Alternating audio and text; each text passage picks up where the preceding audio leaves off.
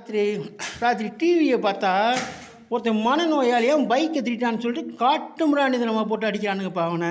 அடப்பா, அவன் ஒருவேளை அடித்தவனுங்களாம் மனநோயாளியாக இருப்பான் போல். அவன் திருடனா நல்லவனான்னு தெரிய மாட்டேங்குது பாரு அவனுங்களுக்கு. தெரியாத ஊர்களுக்கு ராத்திரி நேரத்தில் போகிறத தவிர்க்கணும். அவன் ஏன்னா போய் மாட்டிக்கிட்டோம்னாக்கா திருடனை பிடிச்சி அடிச்சுப்பாங்க. ஏன்னா அங்கே கை வச்சுட்டான்னாக்கா அது விசாரிக்கலாம் கிடையாது. எதுக்கு என்ன எடுத்தோன்னே அடி தான் திறமைசாலிகள். இதே இந்த மெட்ராஸ் பக்கம் திருவானுங்க பாரு, அருவாவோடு திருவானுங்க பாரு, கோஷ்டி திருவானுங்க 2 ஒருத்தன் தான் பட்ட பகலில் இது ஒருத்தனை பிடிச்சி மிரட்டுவான், அடிப்பான், ஒரு பொண்ணை பிடிச்சி கையெழுப்பானுங்க, எல்லாம் வேடிக்கை பார்த்துன்னு வைப்பான். அங்கே வீரத்தை காமிக்க மாட்டானுங்க. எவனா ஒரு அப்பா மாட்டிக்கிட்டான்னு வச்சுக்க, போட்டு மாற்றுவானுங்க. அதுதான் அவனுங்களுக்கு வேலையே.